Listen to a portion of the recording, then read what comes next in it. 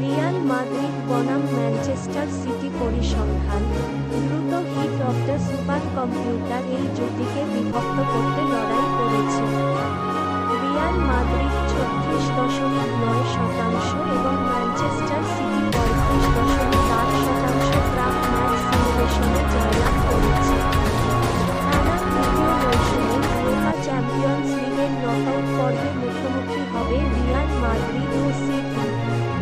Champions লিগে টানা 10 জয়ের দৌড়ে রয়েছে ম্যান সিটি। শুধুমাত্র বায়ার্ন মিউনিখই কখনো প্রতিযোগিতায় দীর্ঘ বিজয়ী রান উপভোগ করেছে। ম্যাচ প্রিভিউ মঙ্গলবার সান্তিয়াগো বার্নাব্যুতে তাদের কোয়ার্টার ফাইনাল টাইপ ফুটবল লিগে স্প্যানিশ জায়ান্ট রিয়াল মাদ্রিদের কাছে যাওয়ার সময় বর্তমান উয়েফা চ্যাম্পিয়নস লিগের চ্যাম্পিয়ন ম্যানচেস্টার সিটি আরেকটি প্রতিযোগীকে সরিয়ে দেওয়ার আশা করবে। ইউরোপের প্রিমিয়ার ক্লাব প্রতিযোগিতার নকআউট পর্বে সিটি এবং মাদ্রিদ পরস্পরের মুখোমুখি হওয়ার তৃতীয় সিজন হবে। লস ব্লাঙ্কোস তাদের 2021-22 সালের বিজয়ী অভিযানে একটি সেমিফাইনাল টাই জিতেছে এবং ম্যান সিটি জয়ের পথে গৌরব অর্জন করেছে।